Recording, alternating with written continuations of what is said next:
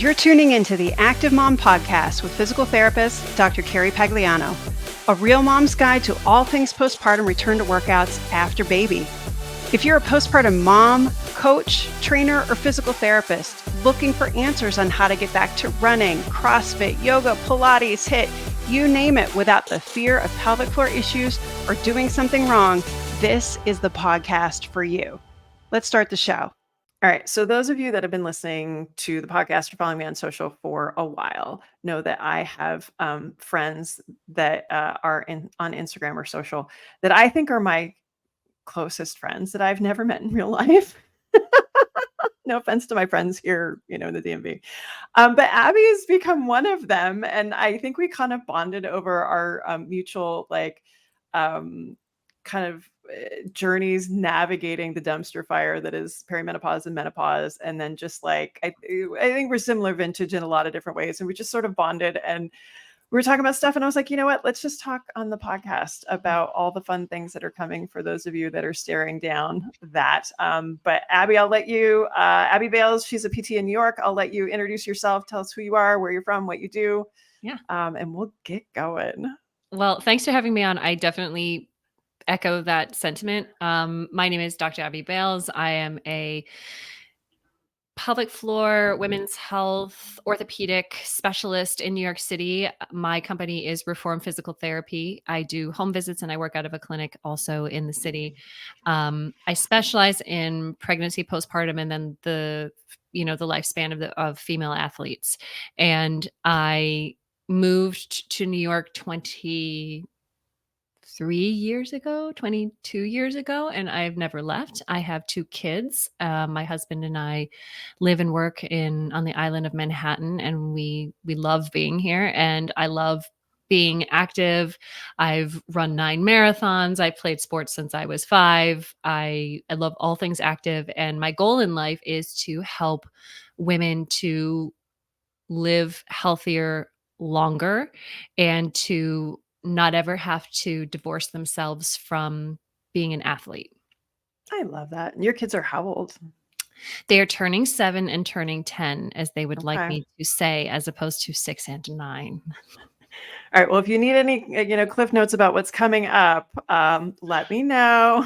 Well, I think it's a real weird time with Yeah. aging parents, like sandwich generation. It's like aging Mhm. parents, children who are prepubescent, preteen, and then a mother who is, a business owner and very active person, and also now in perimenopause, and like all of these confluences of different portions of lives drastically changing. It's like, oh, but I'm Mhm. supposed to hold everything together. How? Mhm. How am I supposed to do that? Yes. So let's since you brought it up, let's start to talk about Perry because I used to joke about it. I literally used to be like, with my postpartum patients, I'd be like, okay, well, next step, perimenopause, ha ha ha. And I would kind of think about that myself and then got, face slammed into it this past year. Um, what was kind of your journey to how you got there? So mine, I think, is a little bit odd. I 13 years ago was diagnosed with ulcerative colitis, which is an inflammatory disease. So keep that in the back of your head, because apparently women with autoimmune diseases can go through perimenopause a little earlier. Mhm. So my symptoms started after I had my daughter. I had her when I was 37. I have no point of reference for a natural, straightforward menopausal story, because my mom had breast cancer when she was 46, and all of the things that they did put her into early menopause. My sister, when she was 35, was diagnosed with stage 4 breast cancer. Again, she was her system was dampened by the tamoxifen for a period of time, and then I think she is also having like menopausal symptoms now as well.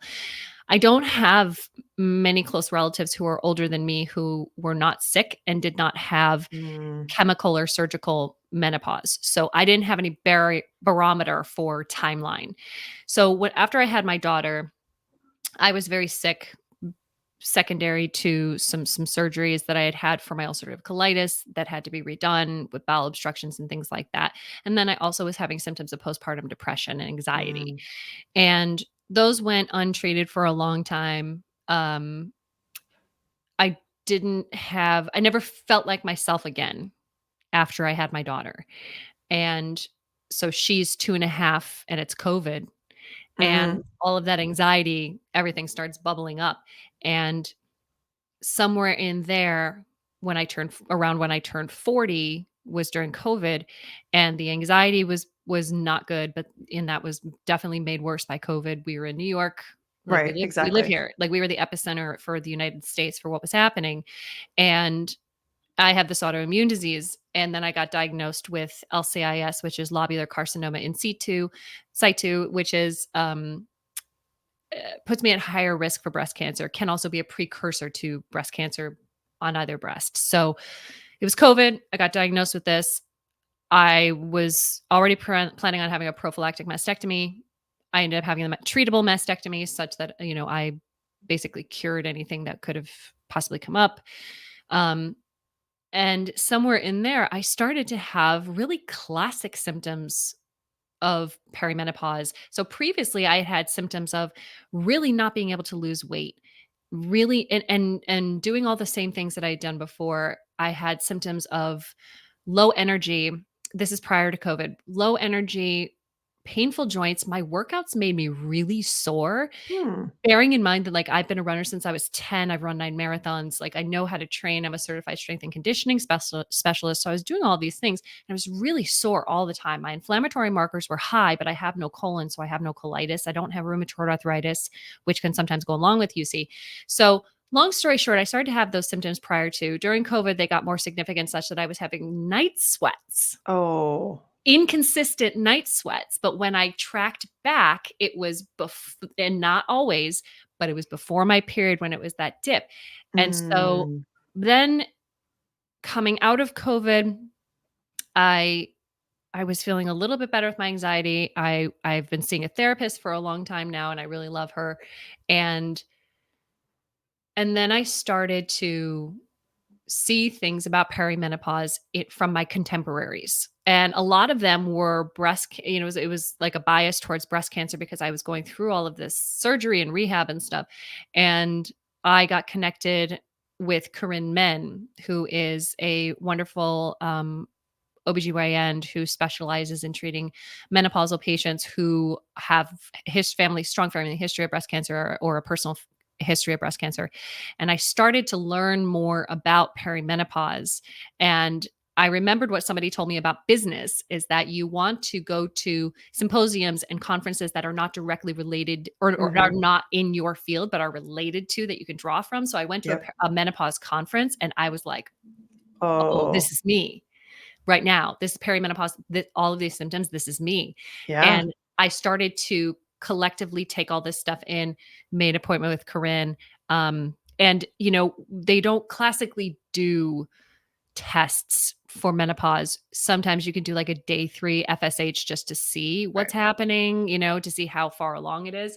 And we did my day 3 FSH, which was like, it was like 26, which is supposed to be around 11. So my body is working really hard to stimulate my ovaries, which would definitely indicate that I was in perimenopause. But my symptoms, the thing that really bothered me outside of the night sweats was the brain fog. Yeah. That happened about a year ago, the brain fog where I couldn't grasp words. And I was like, this is not okay. And so then I flipped into taking estrogen, using topical vaginal estrogen and progesterone because my sleep was disrupted. And I'm a very good sleeper. So it was a very odd thing. So, all this to say, I was experiencing all these classic symptoms. I went to a rheumatologist, I went to an endocrinologist. I paid out of pocket for all of these physicians. They ran all the tests. And the only thing they could see is that my inflammatory markers were high, but everyone chalked it up to, oh, well, you had UC. And I was like, I don't have a colon anymore. Um, Right? all your numbers are fine. And I'm like, Small detail. yeah, but I have no sex drive. Like, what are you talking about? Yeah. And all of these things were not, and these were female doctors, and these were New York City doctors. And it took me going outside of my field to learn more about it for my patients, Yeah. because my patients are aging into this population as well. And to be able to have that continuity of care for me to come back and realize, oh, this is also me. But Right. I would be too young for most people. Right. because I was experiencing this at like 38, 39 years old.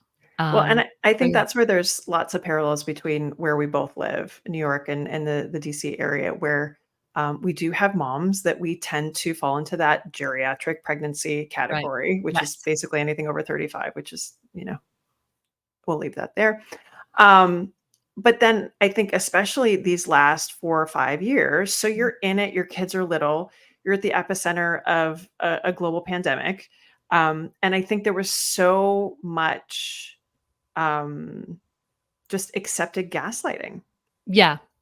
where it's And like, oh, you're just a tired mom, or you're just this, or you're homeschooling, and because we all were, and like, I think it was so easy to tell yourself, and it didn't even probably didn't even occur to you because I'm guessing, how old are you?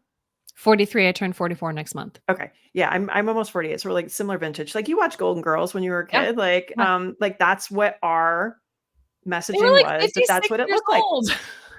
With white hair and living in the old folks home, Yeah, and yeah. like, no. No, and I think, the gaslighting thing is something that really I I get pretty hyped up about this, and I know that you do too, is that there was the gaslighting of, "Oh, your kids are young, you're tired." I'm like, "My kids are sleeping through the night. Right. I'm not." Like, there's something happening there. Like, yes, homeschooling, yes, it was stressful, all of that kind of thing. We came out of that, and so we were being gaslit that way, and then we started to get gaslit in self-care. You're not Mm, taking good enough care of yourself. Are you really taking time for yourself? All these types of things. And I was like, self care prevents people from seeking out actual care. That sort of gaslighting, especially of older moms, is yeah. keeping people from actually seeking help. Self care, go get a facial. Oh, my skin's so dry. Is it? Your skin's really dry? How about your eyes, your nose, your mouth, and your vagina? Because typically we're looking at sebaceous glands, but the skin is like the first indication that that's happening, right? Oh, I'm gaining weight. I need to take these other vitamins. I need to be taking creatine. Um I need to be buying these specialty postpartum vitamins. I need to be doing this specific Pilates workout and following this diet. And I'm like, yo, but I'm curious, how far apart are your periods? And Yeah. are they consistent or inconsistent? Have they changed at all? And there's a lot of money being made Yeah. on the self-care side of things when it's actually keeping people from going to a doctor who is able to recognize the aging process in a female in her mid 30s, late 30s, early 40s. That's a really good point. I don't know if I ever thought about it like that. And there's this constant, oh, I think for so long because we didn't do it, it was this novel thing. And now it's like if you don't do self-care, you're awful. And like I know your plate is full. There's no more room to crack eggs open on your plate. Like it just becomes one more thing that adds to the mom guilt and that you're a shitty mom and a shitty wife and kind of all that stuff too. So at what point, and then and to add to that too, you've got breast cancer history in your family. Even when you get to a conversation about peri and menopause, like the dumpster fire that was the WHI, like They dive down wouldn't that touch rabbit me. hole for me. They wouldn't touch me. I actually told an endocrinologist, I said, "I'm fine having this initial evaluation with you, but if you are gonna be too scared to treat me in menopause with hormone therapy and you're too scared to consider it, you should tell me now because I can't stay here." Right. So Because for you're afraid of me. Like, I had a doctor yeah, once tell me when I was 25 years old that I needed to have children before the age of 30, and then I needed to get a mastectomy and a oophorectomy and a hysterectomy. And she's still practicing, and she tried to scare the hell out of me, and that stuck with me, and I just think about all the people who don't have who aren't educated to have the advocacy for themselves throughout their lifespan. But I told him, I was like, you're not for me if you're gonna be afraid of me because I'm not going gently into this quiet night. yeah. Yeah, and for those that don't know about, was it the 2001 WHI? Like, can you give us just like Yeah. the cliff notes on The that? high level of that, yeah. Yes. So it's a massive study that they were collecting information on, 3 arms of the study. So there was one arm that was I mean, the average age of the person in the WHI of women was 65 years old. Right. So we're thinking about how breast cancer occurs in higher rates of older women, which is very interesting in and of itself, because theoretically, or actually, these people are in menopause. So like, how much of it is being driven by estrogen? That's a sidebar.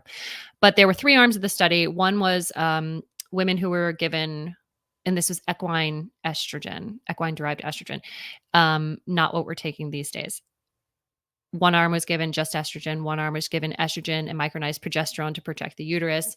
And then one arm was given nothing. And they were looking to see the ramifications of that. And the study was halted because they saw an increase in 1 in 1,000 women developed an increase of breast cancer. And that was in the estrogen progesterone group, not the estrogen only group. People in the estrogen only group did not have their uteruses. So they didn't require the progesterone. Mm-hmm. So in people who were taking the estrogen and the progesterone, they saw a 1 in 1,000 increase in breast cancer in that group. The absolute increase risk was 0.01. That was it. But the increase in death from breast cancer was none. And the estrogen only group saw a decrease in breast cancer throughout this time frame. They halted the study, and because they halted the study, it made huge waves and huge news. It was halted because estrogen increases breast cancer. So it was taken massively out of context by the people who were leading the study, the media who was reporting on the halting and why it was halted, and the absolute risk was not adequately communicated to women. So it was across the world, and definitely in the United States, providers stopped giving estrogen, progesterone to their patients. Or took it away. Or took it away from them. That's what happened to my mom. They would refuse to prescribe it because they saw it as now a liability on their license, that they were going to come back and say that you caused breast cancer in me. And that was my mom was diagnosed in 1997. So it was right before. Yeah. Right before it. So it was tamoxifen. It was blunt the estrogen. Estrogen's terrible. So I grew up with my mother having breast cancer, and then this information coming out saying that estrogen caused breast cancer. And so then we have this generation of women who were in their, from 2001 to now, who were not given estrogen to treat their menopausal symptoms. And they suffered tremendously. And just like point of fact, the biggest killer of women is cardiovascular disease, not breast cancer. Breast cancer is cancer in general, I think, is number 4. And that's all cancers. I think if you tease out breast cancer, it's even lower in terms of mortality, which is not to minimize. Like I share my story, not to minimize anyone's experience with breast cancer or the fear of it or the risk of it, because I feel it and felt it every day of my life since I was 17 years old, watching my mother go through chemotherapy, surgery, radiation. And by the way, she's had it 3 times, most recently 2 years ago. So I've watched my mother, I've watched my sister. This is a very serious disease, and I don't minimize it. However, 1 in 8 women will develop breast cancer in her lifetime. So perhaps that's a group of people that we have to be more careful and more individual about it. That means 7/8 of the female population does not have that risk. Yeah. And we're not treating them. And so, I was talking to Heidi Flagg of Spring OBGYN. She's a big menopausal physician. And I was saying, I want to get my hands on the data from the ortho side. I want to see how many more rotator cuff surgeries, frozen shoulder surgeries. Somebody give me the information on the knee replacements and the hip replacements, and whether or not that increased after 2001 to now. I want to see how many ICD-10 codes were put in for carpal tunnel, rheumatoid arthritis, dementia, Alzheimer's. We know that the risk is higher in women, postmenopausal women, for dementia and Alzheimer's, for cardiovascular disease. And when we think about this, and this is something, Carrie, I think uniquely specific to pelvic health therapists that we think about endocrinology a lot when we think Mm-hmm. about recovery, Yep. when we think about how it's acting on the muscles and the connective tissue, the hypermobility of an increase in estrogen and estrogen deprivation, and how friable and rigid that tissue then gets and how at risk they are. The postpartum patient, and I say this all the time, is pseudomenopausal until your Yes. period comes back. So we've been treating that Yep. in our postpartum patients, and we've seen it, and we know how high, at high risk of injury, reduced energy deficit syndrome, reduced energy deficit in sport, REDS, Yep. Red S. We know how high risk they are for repetitive stress injuries, bone Yep. injuries, and connective tissue injuries.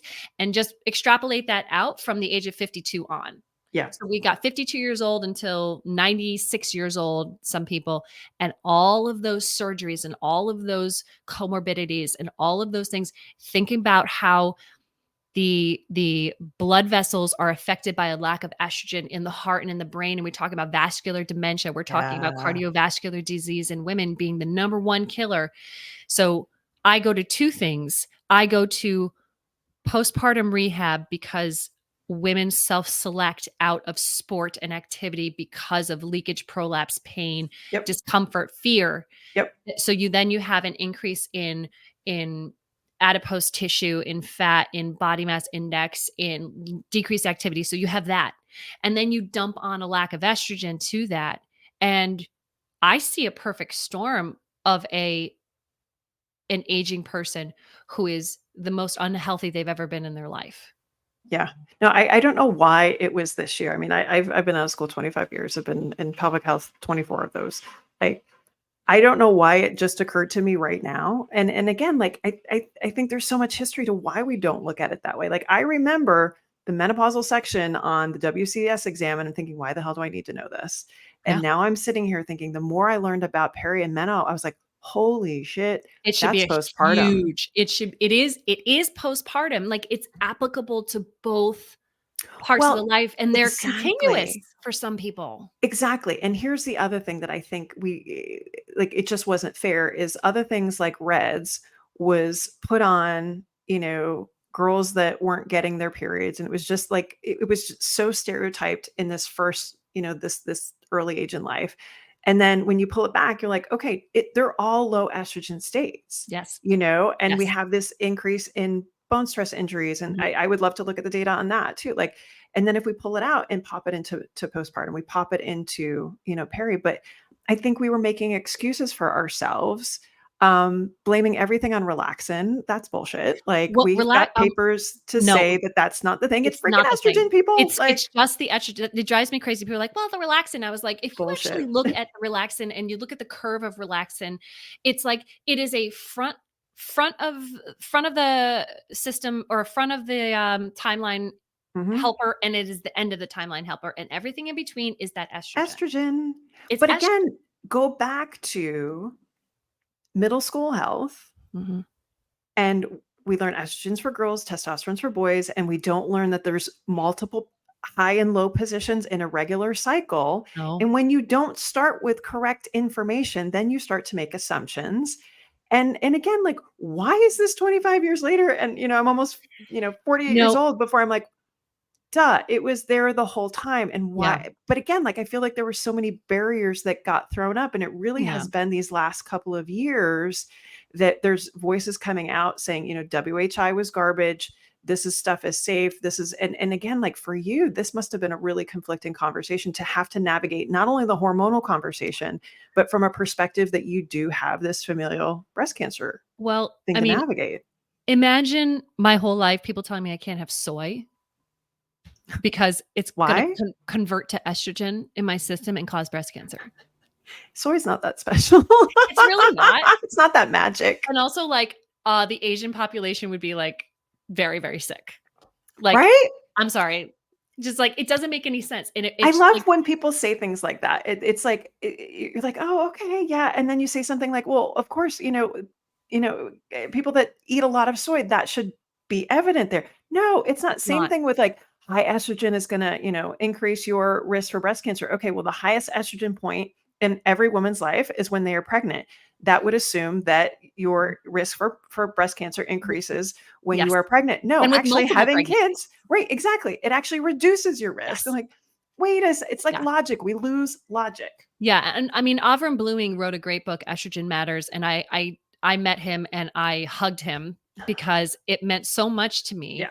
that he said, if you have a physician that is not willing to have a conversation about you around estrogen and prescribe it for Mm, your symptoms, they are misogynistic and they are not practicing medicine, and you should walk out of their office. And this is I think he's in his late 70s, possibly yeah, he's early older. 80s. Yep. He's standing in a menopause symposium with I mean, it's like 99.9% women.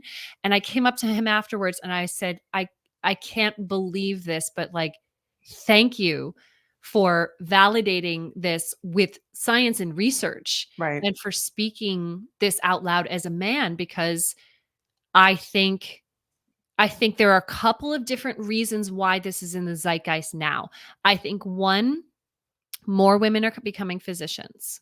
I Mhm. think women are going to med school, becoming physicians. I think number 2, women who are seeing their friends, they themselves are experiencing these symptoms, who work in OBGYN or who work in endocrinology or work in public health, are not going to take this lying down. Mhm. And so we are now feeling more powerful than ever in our voices and how our collective voices can be heard. Mhm. And we're not going to just take what someone says as like, that is gold, that is the truth, Yeah. that is what's happening. We're not going to take it. Basically, like, Carrie, can I swear? You can do whatever you want. We're not taking this shit anymore. Yeah. We're not going to have people telling us that we need to suffer for 40 years of our Yeah. lives, that we need to not be active for 40 years of our Yep. lives, that we need to. I'm like, I am a mother and I am a happy mother. I love my children, but like, pregnancy wasn't amazing for me every time. And we had problems with pregnancy, and kids are hard. And like, you come out of that fog and you're like, I'm going to do something for myself now. Yeah. I want to feel good about this, and I feel powerful and I feel emboldened. And I think that's where we are, is that more women are physicians and they're just not taking it lying down anymore. Yep. And I applaud every single one of them who keeps clapping back at these people with science. And listen, there are some people, I mean, the rate of women being prescribed SSRIs in COVID, after COVID, is alarming. It Yeah. is alarming. And I talk to my mental health professional friends and I say, do you have a checklist that tips you off that perhaps they need to be seeing a perimenopause or menopause provider? Do you have a checklist in your head when you're seeing a middle life, late 30s, early 40s, mid 40s, early 50s person who's saying, I don't feel like myself. I feel like I'm short with my family. I feel a lot of anxiety. I'm not sleeping well. Exercise is not helping. I have all this weight gain. Yep. You know, no one's got a checklist that's keying them into this. And we know ortho PTs don't have a checklist for No. this. No. And they're barely turfing people to pelvic health Right. for fear of losing patients. They're sure as heck not going to be turfing people to perimenopause and menopause specialists that might actually just cure whatever the person is managing. No, And there's a problem there. I think you bring up a really good point. And for those of you that aren't aware, like I think there's like 60 some odd 67. symptoms. Okay, 67 symptoms of I have them right here next to me. perimenopause and menopause. And so many of them overlap with like the postpartum mom, like fatigue, anxiety, like difficulty sleeping. I mean, if you've had a kid, you know what the night sweats are because you Mhm. get that right off the bat. No one told me about that one.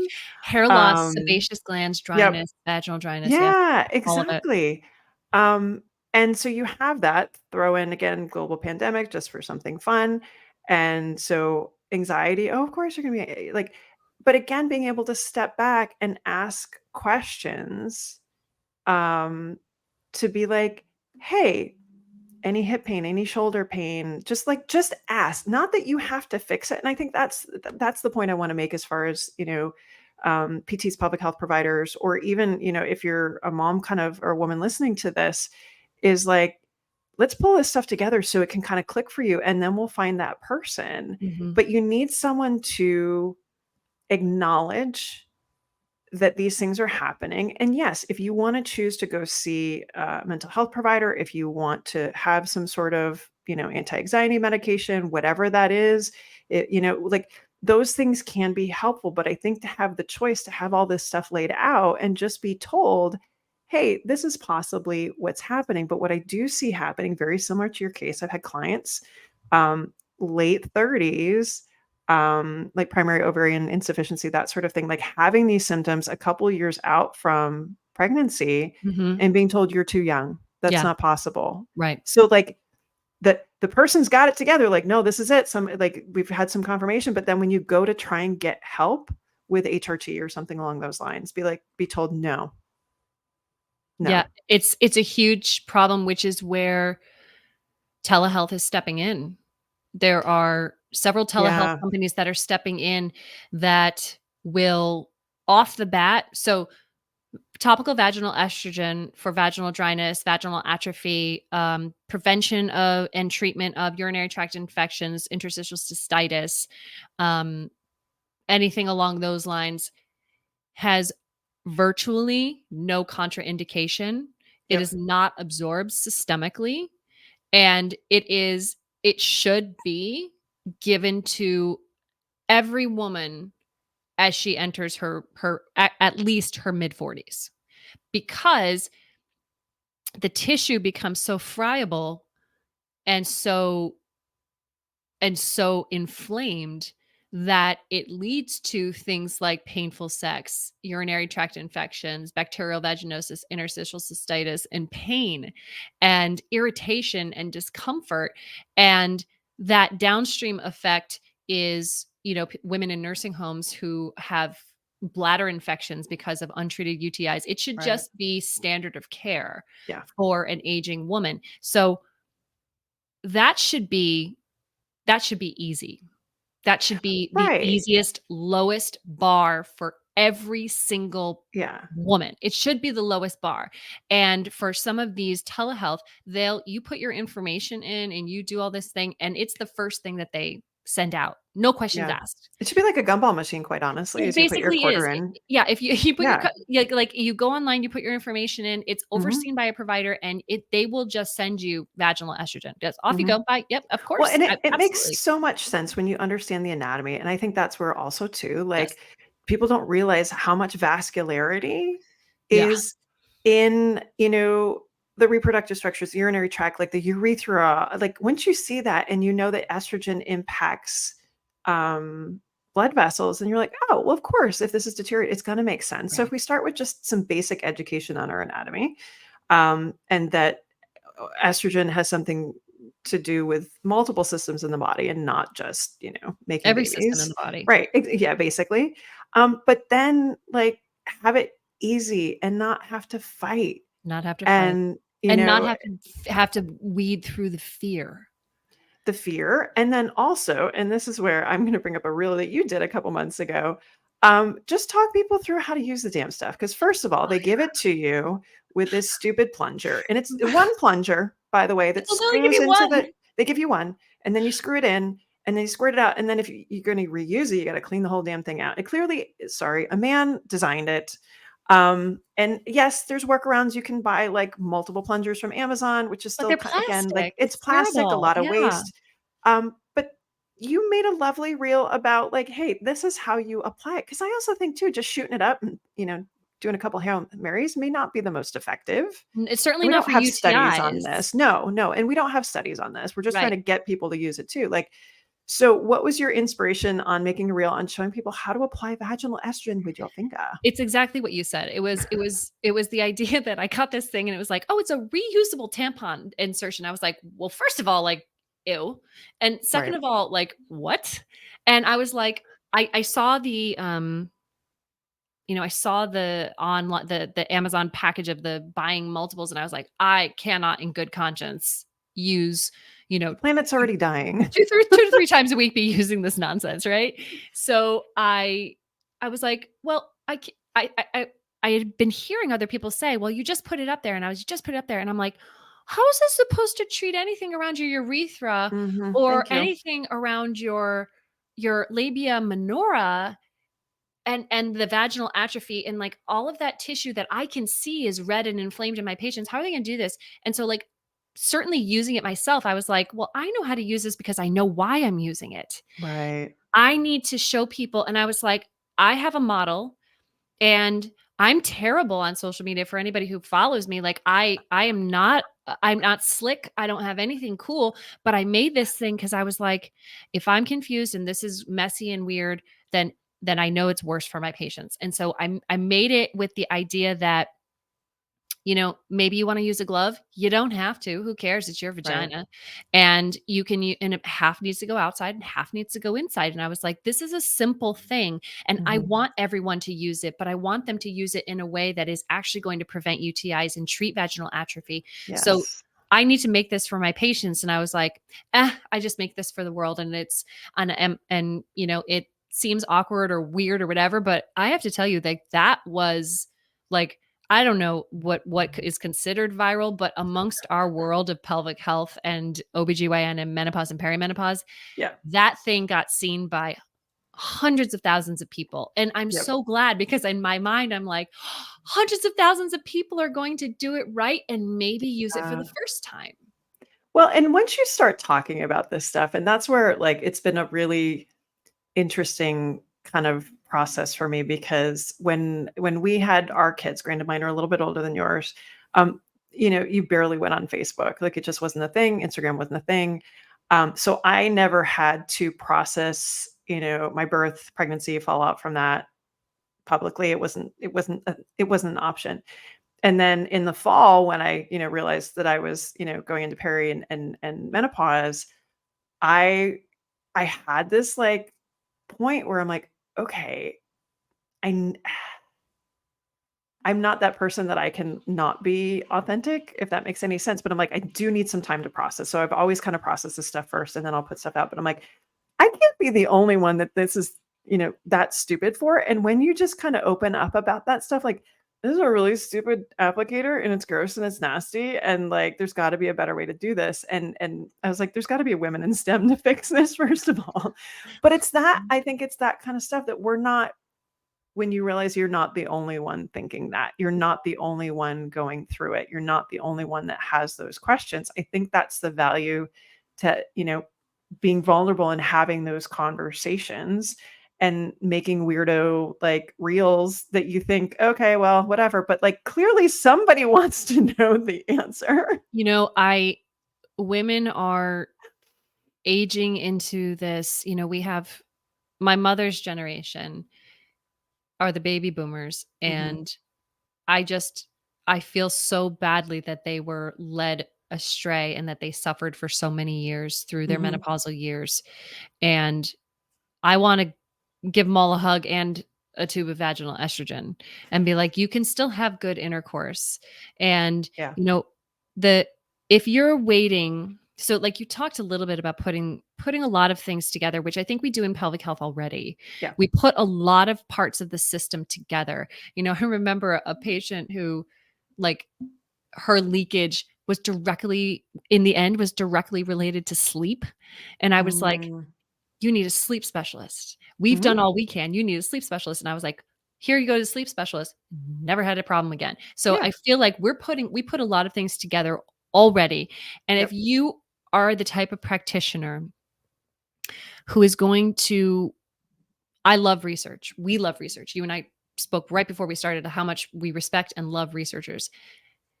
Research takes time. And if you are going to wait for the perfect RCT that is Right. going to tell you that HRT, I mean, we have the ones for vaginal estrogen, but you're going to wait for HRT to be completely safe for all of these cases and blah blah blah. Nothing is, first of all. But if you're going to wait for that, you're going to be waiting a really long time because we know the abysmal dollar amount that is dedicated to women's research in this country. So much so that they just put it was 12 million. They had a big signing about 12 million is now earmarked for women's health, and then the 100 million dedication by the current Mhm. administration. 12 million LOL. It's like nothing. That's like maybe two research two big studies Yeah, that how could do be you done. decide where to start, right? Yeah, Like, and yeah, that's an insanely low amount, but it's not nothing, and it's a that's start, and we should, and I applaud everyone who's working for that, Dr. Biden, Maria Shriver, who are putting a face to the name of women's health and mhm, research. And but if you're going to wait for that, you're going to be waiting another generation before you start to recommend these treatments for your patients. And yeah, I just think that we need to be smart mhm, and make the connection to inflamed tissue in a postpartum patient. Maybe they're breastfeeding, maybe they're not. mhm, And we see their labia when we do our exam, we see their labia minora inflamed, red.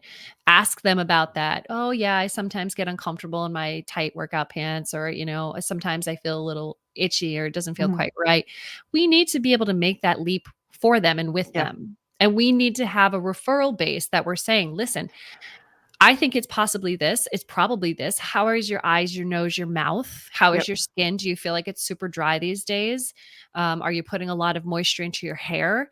Well, then let's make those connections for our patients, educate them, and yeah, then let's have a solution for them. And if yep, it is the telehealth medicine, it's great. It's available. It's yes, right there. yep, I think providers in person are going to be very slow to this because they're very apprehensive about the whole WHI. A lot of them haven't read the latest reports and they're not always up on it. So, how do we quickly get our patients seen by people and possibly they desperately need HRT right, right away?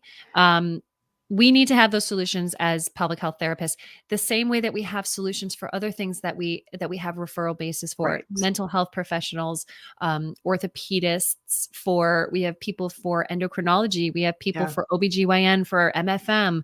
So we yep, need to have that in our toolkit as well, but we also need to be able to identify it, educate our patients on it, and have mhm. a solution on hand. Yeah, and I think also too being I mean, you don't have to be in the weeds, but at least be aware of the conversations that are happening, in this space. Like, I mean, the Lancet article that came out was, like, last month about the Yeah, over-medicalization of menopause, like, people are up in arms over that, and, like, if you don't yeah, realize that there's, like and if you're lucky enough to be surrounded by providers that are forward thinking and, get a menopause certification or something like that, and you can get a little, like in La La Land and not realize that not everybody's like that. And, there might be plenty of people that are like, no, that's not happening. You don't need that right now, or this or right. that. And I think again, like, and it's got to be more than one person. You've got to have more than one referral Yes, source.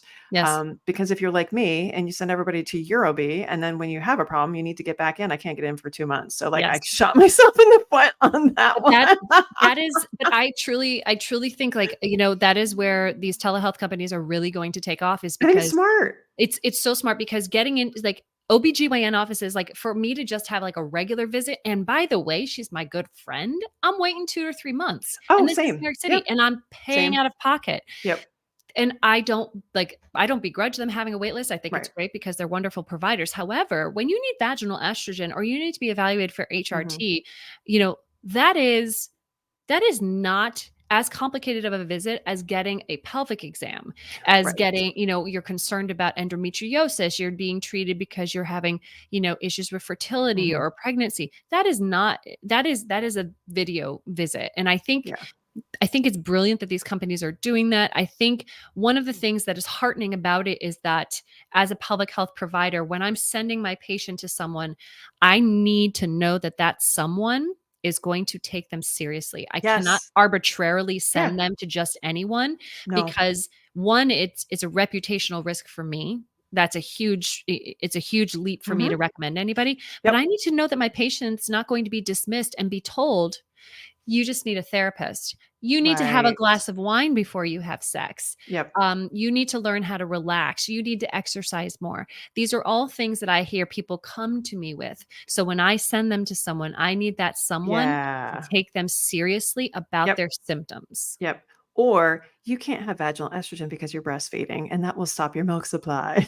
Like, my No. eyes just rolled to the back of my head, like, all the way to the back of my head, like, Yeah. truly, No. and, and then there's the conversation that needs to be happening around testosterone, that we have divided Right. these hormones amongst, genders, and that is, between male and female sex, and it's not, and Mhm. I find it fascinating and, um, not at all surprising that I don't know if you just heard Busy Phillips. I forget what show she was on. It was possibly a podcast. I think it might have been on Crooked Media, where she went off on the number of men in Hollywood who got beefy using HGH, Oh, using Lord. testosterone, using things like Clomid that would then convert to testosterone in a different way where it wouldn't cause hair loss. All of these things men have been given for decades to treat their virility, vitality, But we get you nothing. know, forget about erectile dysfunction, but suddenly there's a conversation around giving women testosterone for muscle mass, low libido, bone density, and it's like, "Oh, no, you can't do that. Why would you do that? It's a Right. male it's gonna make them like men," and it's like, "What are you talking Well, about?" again, that's right up there with, like, "Don't lift heavy because 'cause you'll look like a boy." I'm like, It's insane. It's also insane to think that there's a long-term effect once you come off of these medications. Right. If and there's the fact that there's not a clinical range for Right. testosterone for women blows my mind. Yeah. But we need to help our patients demystify these things, and you and I are fortunate enough to be processing this in real time with them. Yeah. But it is, if you understand all of these components that you should understand if you're a pelvic health specialist, then we can extrapolate what we know in a scientific way and say, Right.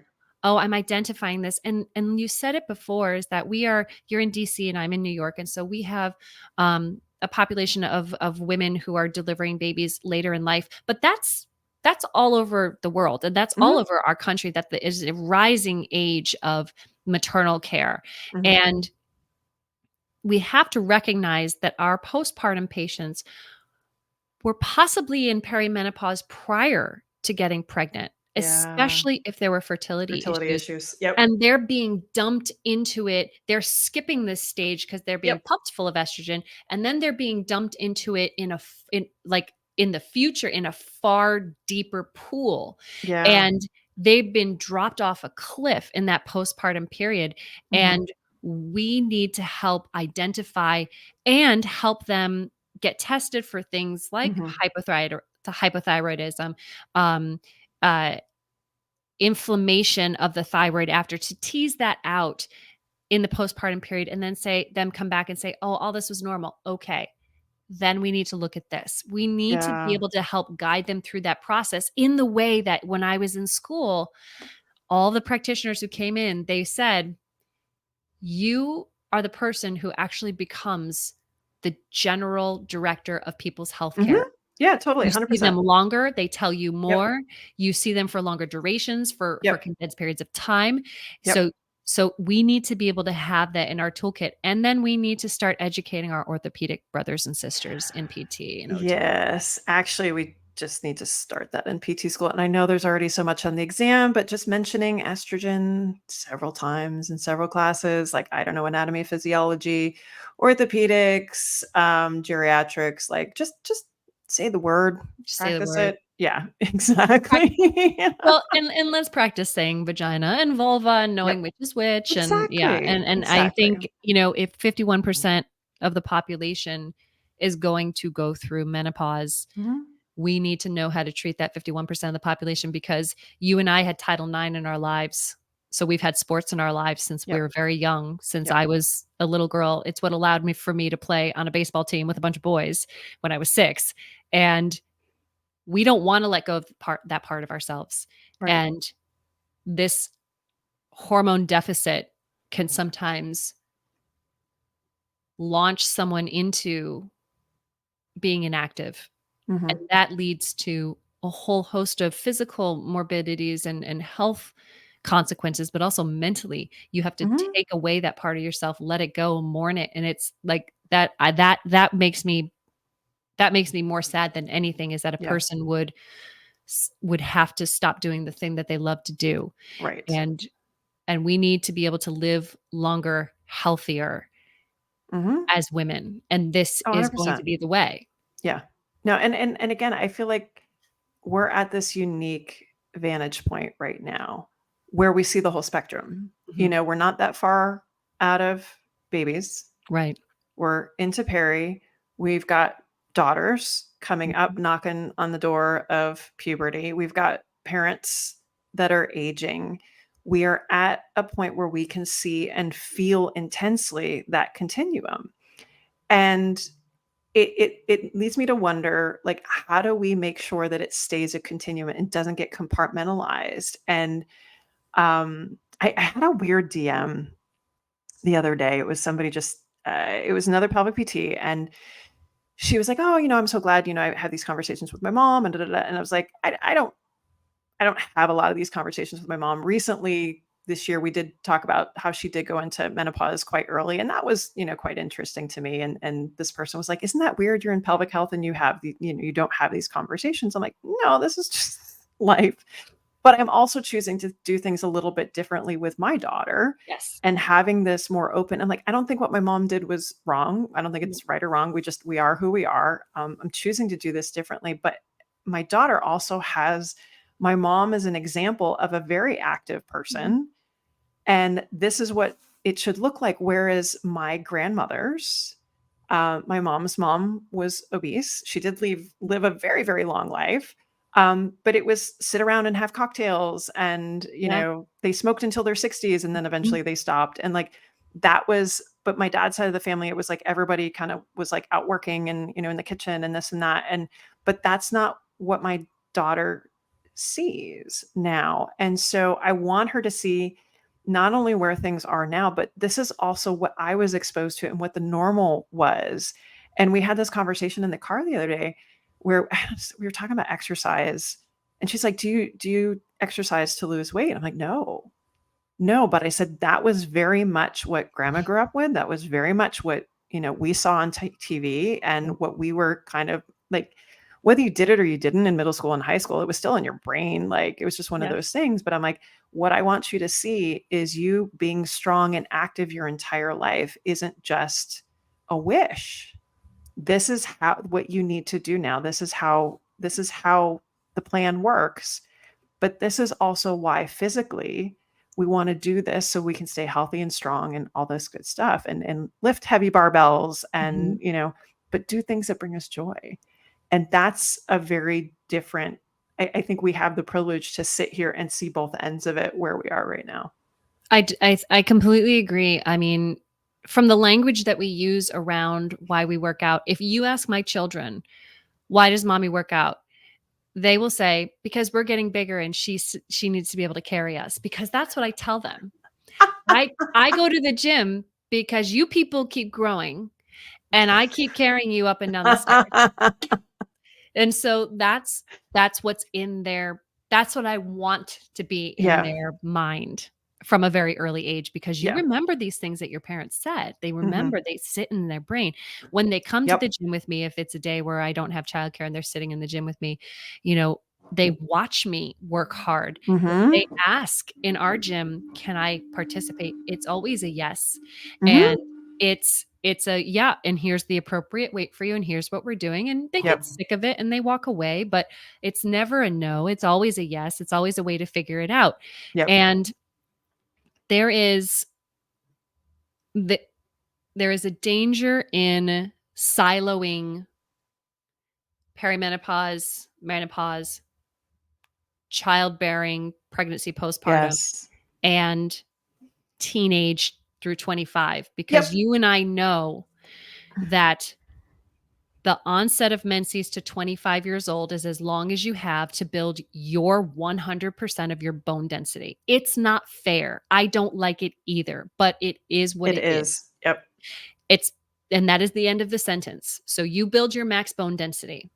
If that's 85% of what you could have built, if that's 50% of what you could have built, that is influenced by how old you were when you started your menstrual cycle, whether or not you had interruptions beyond 3 months of your menstrual cycle prior to the age of 25. It is to do with your level of activity through the age of 25. And that is, of course, affected by diet, exercise, lifestyle. PCOS, endometriosis, a lot of things affect that, right? Yep. So you have until then. Who is helping these children make smart health choices at 11? My son is having his first human development class this year. He's in 4th grade. I take great issue with any human development class that says, this is when you're starting to be able to have a child. It's not. The onset of the menstrual cycle is, yes, a part of the reproductive system.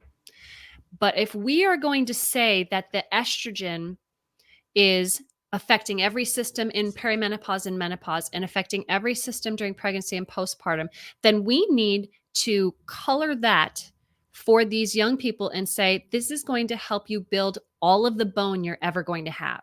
Yep. This is going to help build strong connective tissue attached to that bone. This is going to help your brain function.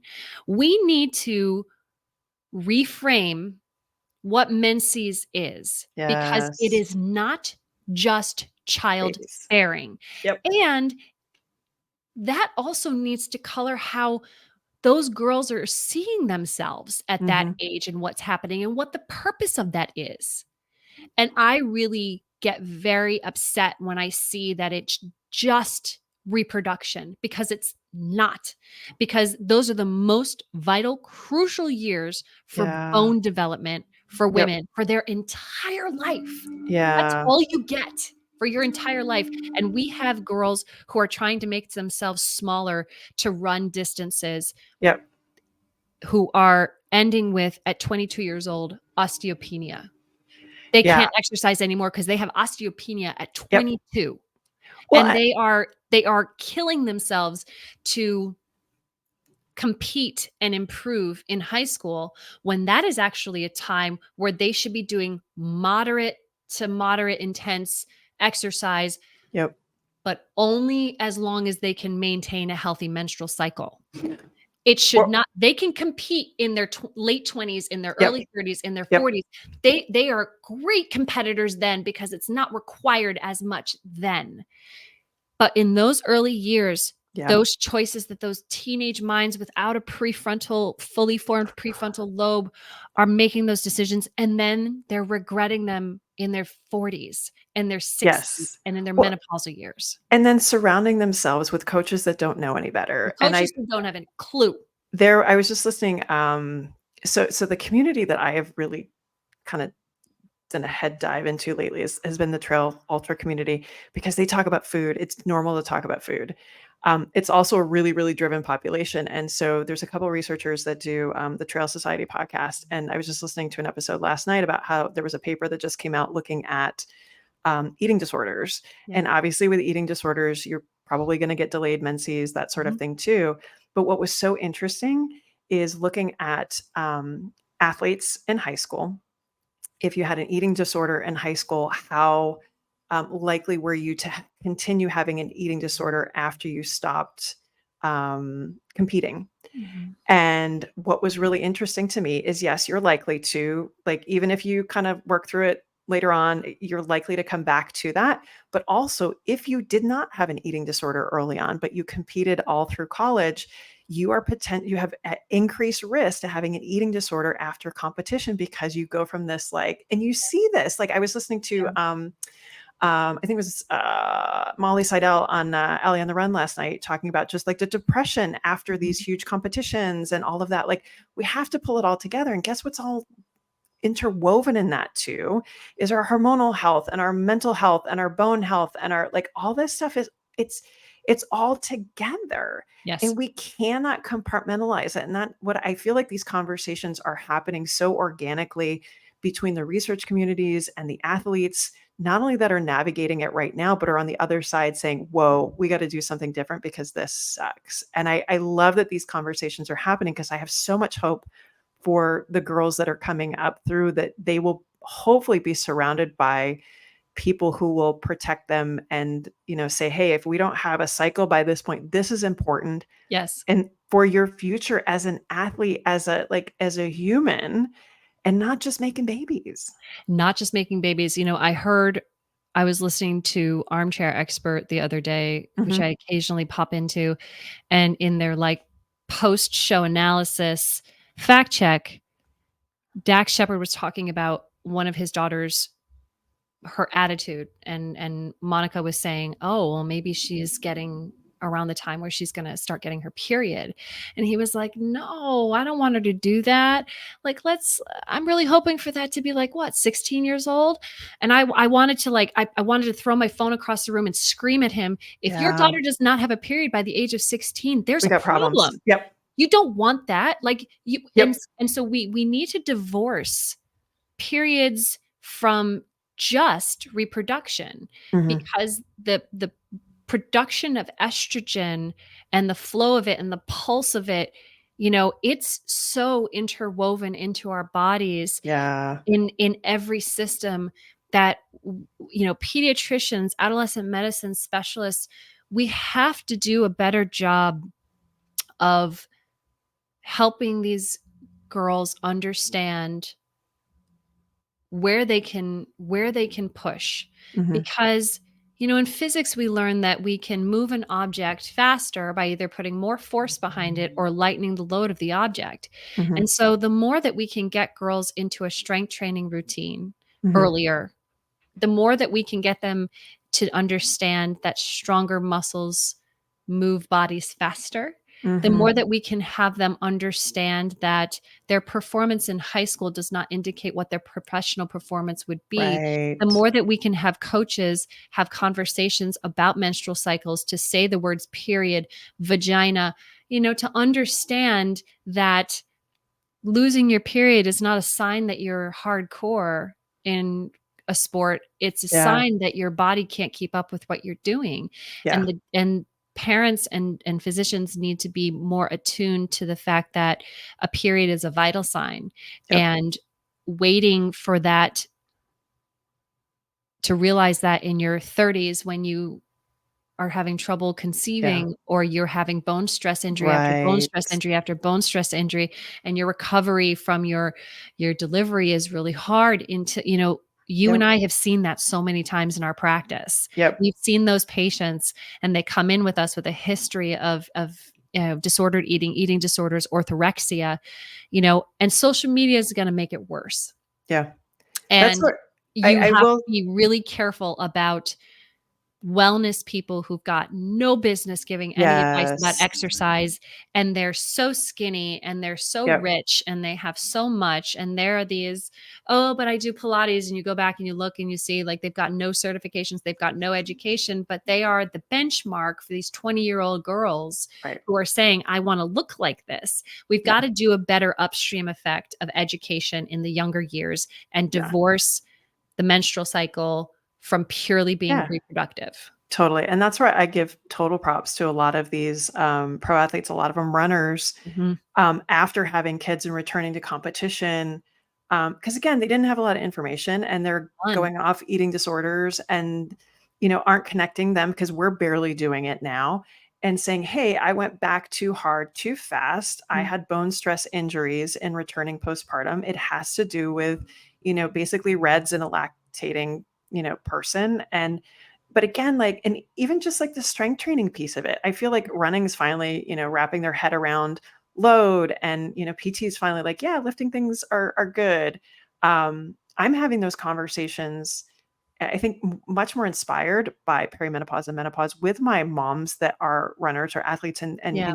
haven't picked up a barbell. I'm like, let's start talking about it now. Let's get you comfortable with it in your head now, So when you're ready or, sooner, we can start doing that stuff. So again, I feel like just to kind of go back to that earlier conversation, we need to talk to these girls, moms, coaches. We need to be talking to postpartum moms about you need Mhm. to lift heavier, and like we need to go back and fill in the gaps that we're now much more aware of that inadvertently have been created by the compartmentalization of basically women's health. you Yeah, know? and I think, I think there's a lot of hope in this, right? Oh yeah, I always 100%. say that there's a lot of hope in pelvic health because the musculoskeletal system of the same muscles that are making your biceps are the same muscles in your vagina. So, Yep. like, I always say that there's hope. If I had an atrophy of my bicep, you would be like, "Yeah, but we can work on that. We can do Right. that. Like, we can work Mhm. in that and build it up, and progressive overload is a thing, and, hypertrophy and science is a thing." And I always say there's a lot of hope in that. And I think there's a lot of hope in strength training because Yes. for a lot of reasons. I think my dad taught me how to lift when I was 12, and I was like the single girl at certainly the youngest girl in like a Gold's Gym or a Bally's or wherever he was taking me. And then he let me, I was always welcome to work out in our basement. And he taught me from a very young age how to properly exercise and the muscles, all that stuff. And that really colored how I saw myself going forward. I never felt Mhm. uncomfortable walking into a gym because I knew how to do exercises. I knew how to do the machines. I knew how to rack a bar, clean a bar, how to do all of these things. And I did not feel intimidated. And I think there's so much hope in getting girls lifting weights at Mhm. a younger age. It gives them confidence. It gives them a Yeah. life skill because you and I know that weight training comes before running in Right. postpartum. Yep. It needs to come before, and it's for that those endorphins and feeling more like yourself and to get that sweat in. Sometimes that's the thing you can get in, you should be getting in before you get back to running. And so Mhm. many people say, I want to just feel like I'm moving my body. I want to feel strong again. Mhm. And they never learned how to weight train. And so I think there's a lot of hope in teaching young girls how to weight train. It Mhm. it number one, it will make them stronger, faster athletes. Full stop. It will preserve their bone density and help them build max bone density because Wolff's law tells us that if we put tension from the tissues onto the bone, that's going to lay down more Yep. bone. And that skill set is something that carries them through for the rest of their lives. I Yeah. was joking the other day, but I think I'm serious. I mean, I think by the time I'm in an assisted living facility, we're going to need squat racks in those gyms. It's not going Mhm. to be recumbent bikes and arm bikes. It's going to be squat racks, and you're just going to need it in there. And Yeah. I want my girl and my nieces and all the girls that I meet to know that, so much so that I'm sitting on a bus going across town with a father who has a daughter who's in a very competitive ballet academy here, and we were talking about the low hanging fruit Mm. prior to menses. How do you tell if your kid's being overloaded? How do you tell if it's too much? And I was like, do you have a wearable? Do you have a Garmin? Do you have Yeah. a Fitbit? Watch their resting heart rate. Yeah. Resting heart rate tells you a lot about they're about to get sick, they've Mhm. done too much, they're stressed out. The Yep. resting heart rate, it's like low-hanging fruit for kids, and I think strength training is the same. I think it's Yeah. low-hanging fruit, and I think it's something that we can extrapolate out to the rest of your life Mhm. to preserve your bone density, your movement, your mobility, your confidence, and your strength. So I have Yeah. a lot of hope for that. Yeah. No, me too. It's funny. While you were talking, I was thinking about um, just kind of I didn't start to get active. We didn't have sports like they do now where you're starting soccer at 3. Like I think the first time I started to do like organized sports with school was like 7th grade or something.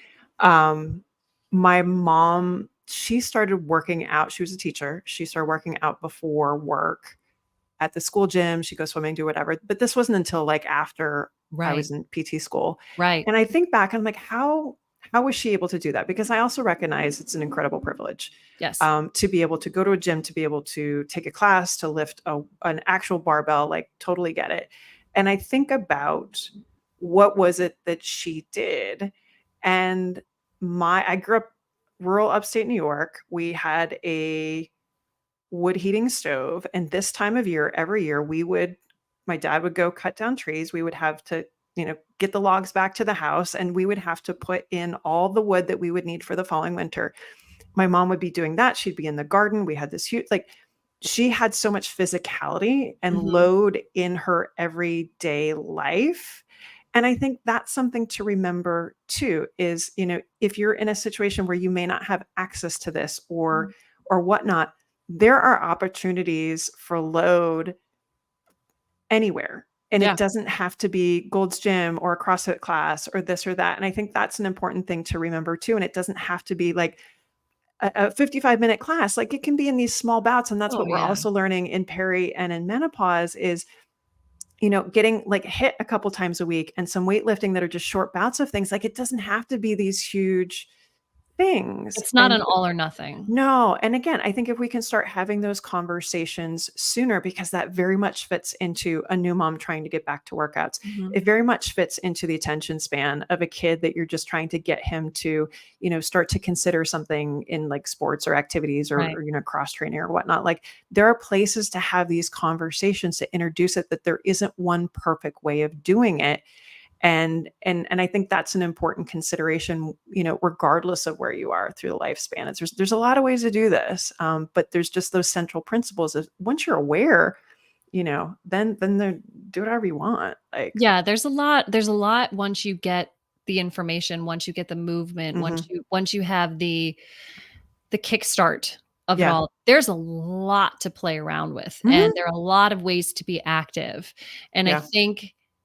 I think schools are great places, especially because, you can have access to different machines and weights and things like that in a school and a collective, if that's what you have. And then, really looking around your home and thinking about, well, are my stairs something that I can use? Is Mhm. my, can I be working with an adjustable set of dumbbells as opposed Yep. to a barbell rack? We don't Yep. have a barbell rack in my basement, and so I have to make the exercise a little bit different. Yeah. And I think there are a lot of great apps that have beginner starter things, Yep. but I think for the people who do have access, the education piece, if you have access, if you don't have access, the education piece is just Yeah. always going to precede it. And Yeah.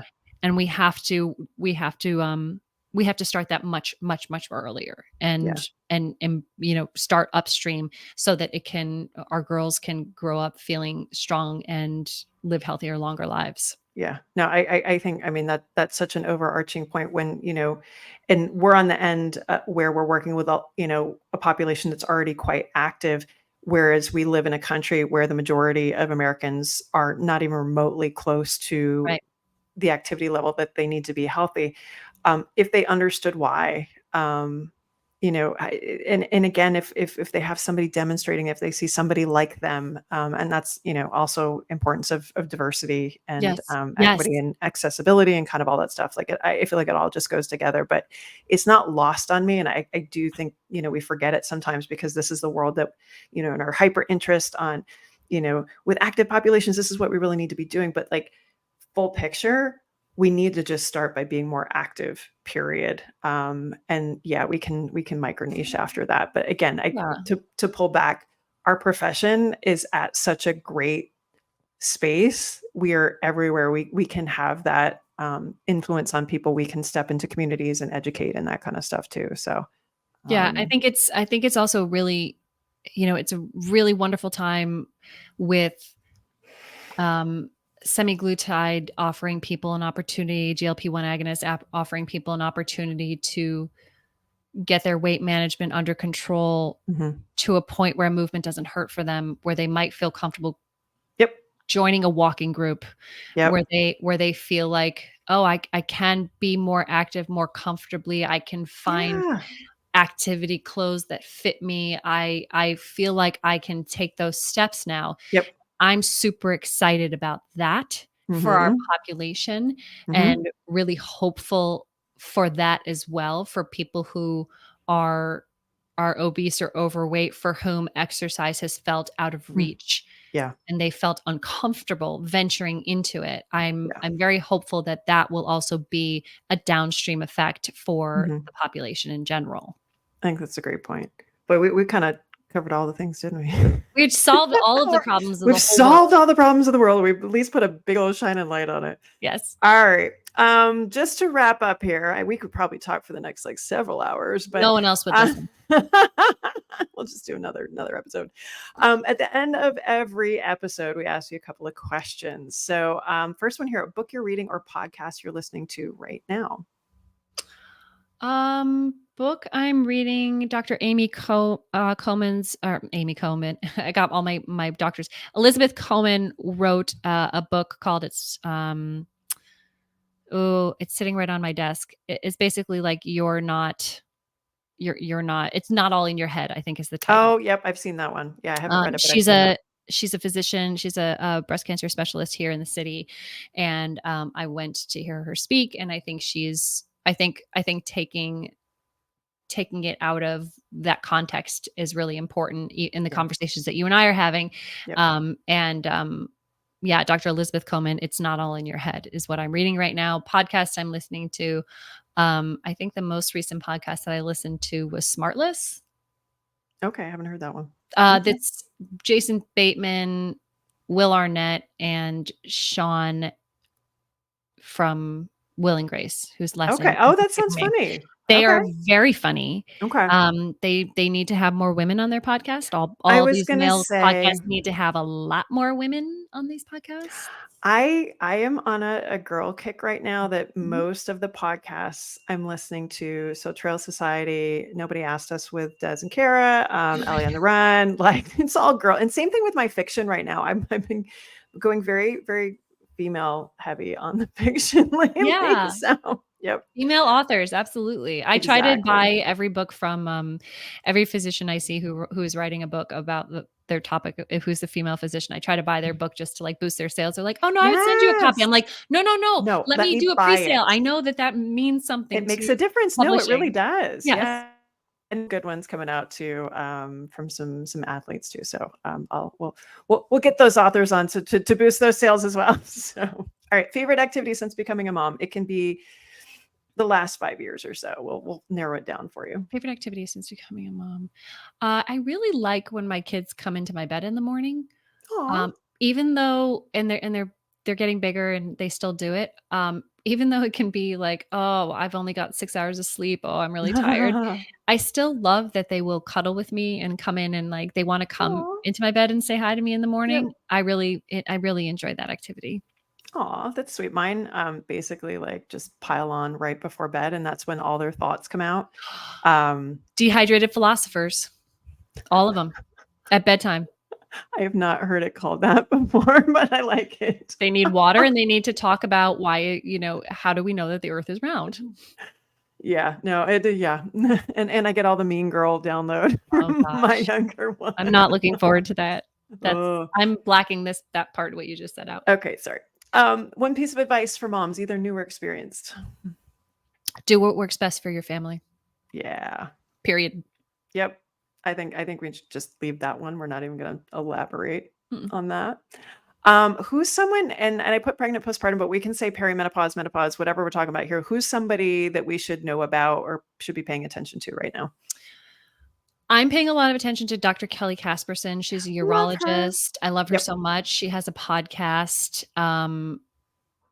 called You're Not Broken, I believe. I believe that she's written a book. She has written a book. I believe it's on re-release.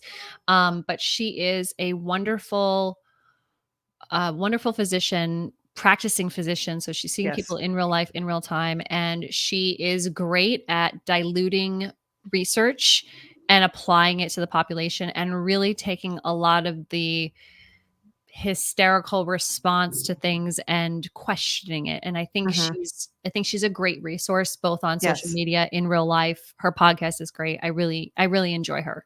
Yeah, I like how straightforward she is. We are navigating schedules to get her on the podcast. Obviously, she's under high demand this year, especially. So working on it, but love her. And she's also a big fan of PT, which I always appreciate too. Love that. All right. And then last one here. What does it mean to you to be an active mom?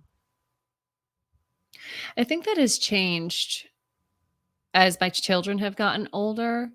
I think it's the ability for me to the ability to step away and take care of my body.